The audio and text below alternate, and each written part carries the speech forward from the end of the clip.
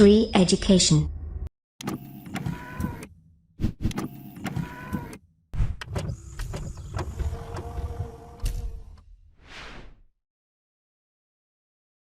नमस्कार दोस्तों, श्री एजुकेशन की तरफ से मैं आप सभी का स्वागत करता हूं।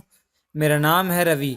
तो दोस्तों, आज के इस वीडियो में हम जो मुग़ल साम्राज्य है उन पर एग्ज़ामों में जितने भी क्वेश्चन पूछे गए हैं, अब तक जो भी एग्ज़ाम हुए हैं, जितने भी क्वेश्चन पूछे हुए हैं, सबका कलेक्शन में लाया हूं यहाँ पर आपके लिए। ये उस सीरीज़ का पहला वीडियो है। हम देखेंगे मुग़ल साम्राज्य पे जो जो क्वेश्चन पूछे गए हैं उनको मैंने सीरियल वाइज अरेंज करने की कोशिश की है। पूरा मुग़ल साम्राज्य का इतिहास आपको समझ में आ जाएगा। इनमें जो क्वेश्चन आए हुए हैं वही मैं एक्सप्लेन करूंगा, उसके रिलेटेड में भी मैं आपको कुछ इन्फॉर्मेशन बताता रहूंगा। ये देखिए कोने पे निशान है, जहाँ पे एरो का निशान है वहाँ पे आप क्लिक करके हमारे क्रैश कोर्स देख सकते हैं। तो मुग़ल साम्राज्य का आप क्रैश कोर्स जरूर देख लीजिएगा ताकि आपको मुग़ल साम्राज्य के बारे में पूरी जानकारी मिल जाए। उसमें आप आधे एक घंटे के अंदर पूरे मुग़ल साम्राज्य का पूरा इतिहास आप अच्छे से जान सकते हैं। वो क्रैश कोर्स है, बहुत कम टाइम में आपको समझ में आ जाएगा। वो देखने के बाद फिर ये वीडियो देखिएगा, आपका मुग़ल साम्राज्य तो बहुत सॉलिड हो जाएगा। बेसिकली इस वीडियो में हम परीक्षा में जो क्वेश्चन पूछे गए हैं, मोस्ट इंपॉर्टेंट क्वेश्चन है, उनको हम देखेंगे। चलिए शुरू करते हैं। तो पहला क्वेश्चन है, बाबर ने किसे हराकर मुग़ल वंश की स्थापना की थी? तो बाबर ने पानीपत की पहली लड़ाई जो हुई थी, पानीपत का पहला युद्ध 1526 में हुआ था। किसके किसके बीच में हुआ था? बाबर और इब्राहिम लोदी के बीच में हुआ था। इब्राहिम लोदी लोदी वंश का आखिरी राजा था। बाबर ने इब्राहिम लोदी को मार दिया था। उसके बाद लोदी वंश समाप्त हो गया था। लोदी वंश समाप्त होते ही दिल्ली सल्तनत पूरी खत्म हो गई थी। दिल्ली सल्तनत भी वीडियो आप देख सकते हैं क्रैश कोर्स। तो ये 1526 में समाप्त होगी पानीपत की पहली लड़ाई। तो बाबर ने इब्राहिम लोदी को हराया था। इब्राहिम लोदी किसका आखिरी राजा था? लोदी वंश का। लोदी वंश का संस्थापक कौन था? बहलोल लोदी। चलिए ठीक है। उसके बाद देखिए अगला क्वेश्चन है, grand trunk road, GT road या grand trunk road, GT road किसने बनवाया था? तो जीटी रोड शेर शाह सूरी ने बनवाया था, जो सूर वंश का संस्थापक था। ये इंपॉर्टेंट, ये बीच में इसलिए आया दोस्तों, पहले बाबर थे, बाबर के बाद जो हुमायूं आए थे, तो हुमायूं 1530 में आए थे। कब आए थे? 1530 में। तो 1540 में एक युद्ध हुआ था जिसे बिलग्राम का युद्ध कहते हैं या कन्नौज का युद्ध कहते हैं। आप वो जरूर देख लीजिएगा क्रैश कोर्स, तो आपको समझ में आ जाएगा। 1540 के में हुआ था कन्नौज का युद्ध या बिलग्राम का युद्ध। उसमें शेर शाह सूरी ने हुमायूं को हरा दिया, तो हुमायूं को भागना पड़ा था। फिर 1540 से 1555 तक मुगल साम्राज्य खत्म हो गया था लगभग। फिर 1555 में फिर से हुमायूं आया, मगर हुमायूं 1556 तक ही रहे बस। तो हुमायूं के बाद आ गए थे अकबर। उसके बाद अगला क्वेश्चन हम देखेंगे। नेक्स्ट क्वेश्चन है, गुजरात विजय की यादगार में, बहुत इंपॉर्टेंट क्वेश्चन है, गुजरात विजय की यादगार में अकबर ने किसका निर्माण करवाया था? तो बुलंद दरवाजा का निर्माण करवाया था। कहाँ पे करवाया था बुलंद दरवाजा का निर्माण? फतेहपुर सिकरी में करवाया था। आगरा से थोड़ी ही दूरी पर फतेहपुर सिकरी यूपी में है। फतेहपुर सिकरी में बुलंद दरवाजा का निर्माण करवाया गया है। अब इसकी खासियत ये है, ये बुलंद दरवाजा भारत का सबसे बड़ा दरवाजा है। भारत का ही नहीं, विश्व का ही सबसे बड़ा दरवाजा कहिए, ठीक है, विश्व का सबसे बड़ा दरवाजा है। किसने बनवाया था? अकबर ने बनवाया था। अकबर ने बनवाया था, तो याद रखिए। क्रैश कोर्स में सब डिटेल में आपको मालूम पड़ जाएगी। उसके बाद अगला क्वेश्चन देखिए, आईने अकबरी किसके द्वारा लिखी गई थी? आईने अकबरी और अकबरनामा दोनों ही अब्बुल फजल के द्वारा लिखी गई थी। किसके द्वारा? अब्बुल फजल के द्वारा। ये अब्बुल फजल के द्वारा लिखी गई। अब्बुल फजल जो नवरत्न थे अकबर के, उनमें से भी एक हैं। अब्बुल फजल ने क्या क्या लिखी है? आईने अकबरी और अकबरनामा। अकबरनामा पूरा अकबर के जीवन की आत्मकथा है उसकी पूरी।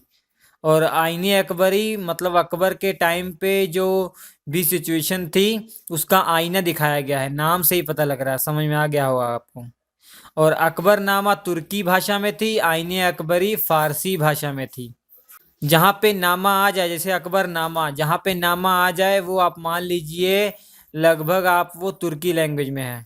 उसके बाद अगला क्वेश्चन हम देखेंगे, मुगल काल की राज्य भाषा क्या थी? तो पर्शियन भाषा थी, मतलब फारसी भाषा थी। क्या भाषा थी? फारसी भाषा थी। मुगल काल में जो राजभाषा थी वो फारसी थी। चलिए ठीक है, ये सारे क्वेश्चन आए हुए हैं एग्जाम में दोस्तों। तो पानीपत की दूसरी लड़ाई, पहली लड़ाई हो गई है इब्राहिम लोदी और किसके बीच में? अरे वो है ना मुगल साम्राज्य के संस्थापक बाबर। बाबर और इब्राहिम लोदी के बीच में पहली लड़ाई हो चुकी है पानीपत की 1526 में। अब पानीपत की दूसरी लड़ाई होने जा रही है। पानीपत की दूसरी लड़ाई याद रखिए 1560 में हुई थी। किसके किसके बीच में हुई थी ये पूछा गया है। तो अकबर और हेमू के बीच में हुई थी। हेमू का पूरा नाम क्या था? हेमचंद्र विक्रमादित्य। और देखिए अकबर और हेमू, अकबर का मतलब अकबर उस टाइम तो बहुत छोटे थे, क्योंकि अकबर का जन्म ही 1542 में हुआ था। तो आप देख सकते हैं कितनी उम्र है, 18 साल है लगभग। तो अकबर का एक संरक्षक था, उसका गार्डियन था, उसका नाम था बैरम खां। क्या नाम था? बैरम खां। तो बैरम खां के वो नेतृत्व में युद्ध लड़ा गया था। तो ये इसमें आप किस्मत ही मान सकते हैं, ये युद्ध जीता नहीं जा सकता। हेमचंद्र विक्रमादित्य की आंख में तीर लग गया था, तो घायल हो गए थे बहुत बुरी तरीके से, तब वो हार गए थे। क्योंकि हेमू का हारना मुश्किल ही नहीं, नामुमकिन था। क्यों? आप देख सकते हैं अकबर तो छोटे थे उस समय, अगर बड़े होते तब तो कहा जा सकता था ये छोटे थे, इनकी उम्र बहुत कम थी। और बैरम खां उतना ज़्यादा वो नहीं था जितना ज़्यादा बहादुर हेमू था।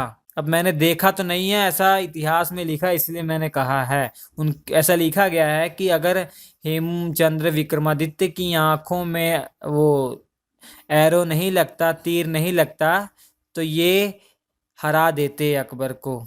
तो यही कहा जाता है कि पूरे मुगल साम्राज्य के इतिहास में 2 पॉइंट ऐसे आए थे स्टार्टिंग में जिससे मुगल साम्राज्य का नक्शा बदल सकता था। एक तो ये हेमचंद्र विक्रमादित्य वाला, ये पानीपत की दूसरी लड़ाई, और दूसरी वो वाली लड़ाई जो आपने आपको बताई थी कन्नौज की या बिलग्राम की लड़ाई। उसके बाद अगला क्वेश्चन देखेंगे हम, दीन इलाही नामक धर्म किसके द्वारा चलाया गया था?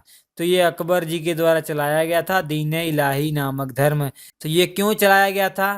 क्योंकि धर्म, जो अलग अलग धर्म के लोग थे उनके बीच की दूरी खत्म करने के लिए अकबर ने ये एक अच्छा काम करवाया था दीन इलाही, जिससे कि ज़्यादातर हिंदू और मुस्लिम लोगों के बीच की दूरी खत्म करने के लिए, उनमें एक दूसरे के जो भी धर्म है उनकी वैल्यू समझाने के लिए, इसलिए एक चलाया था।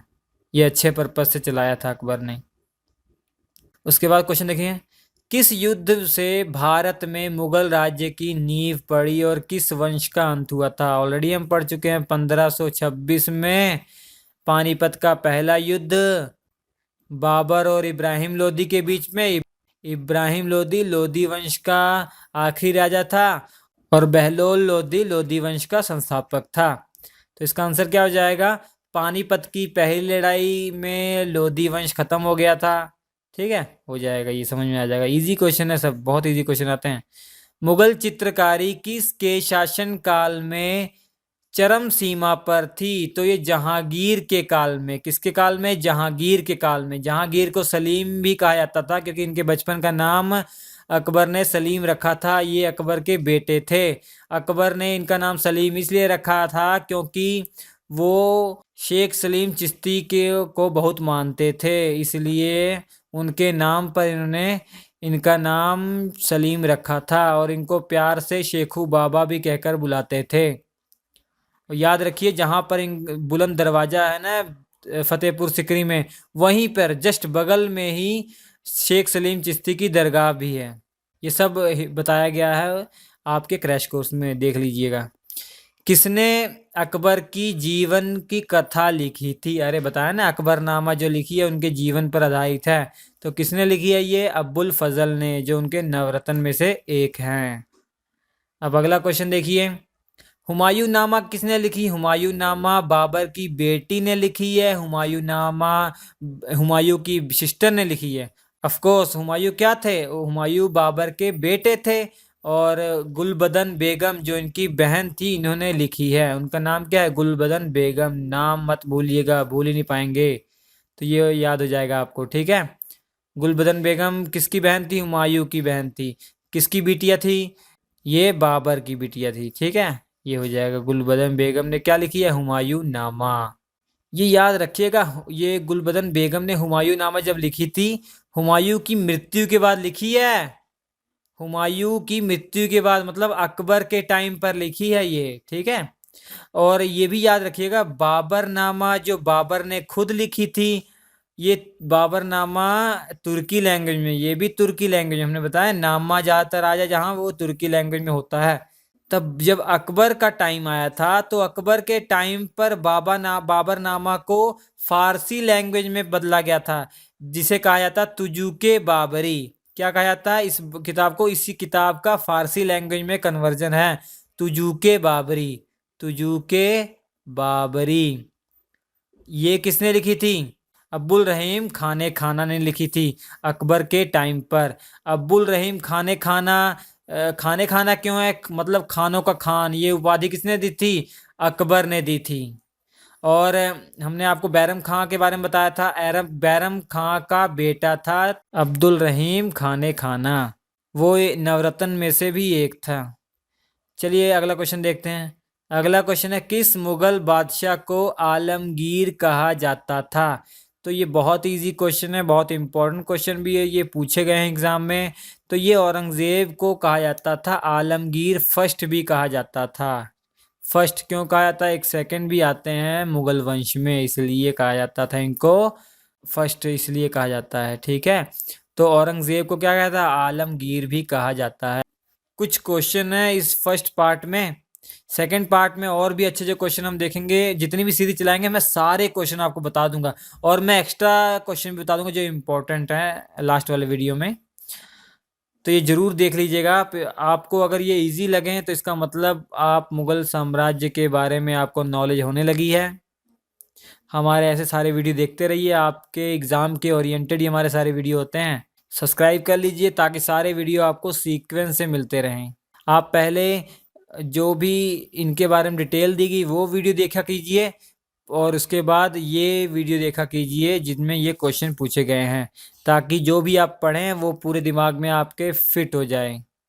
एग्ज़ाम में बहुत ही मज़ा आएगा ये सब अगर याद रहेगा आपको, क्योंकि सबसे अच्छा तरीका ही है सिलेक्शन का, अगर आपका जीएस मजबूत है। क्योंकि बहुत कम टाइम में आप देखते टिक करते चले जाएंगे तो बहुत टाइम से बच जाएगा, मैथ में, रीजनिंग में बाकी टाइम आप लगा सकते हैं। स्क्रीन पर 4 वीडियो आ रहे हैं, बहुत इंपॉर्टेंट वीडियो देख लीजिएगा। हम मिलते हैं आपसे अगले वीडियो में, तब तक के लिए नमस्कार।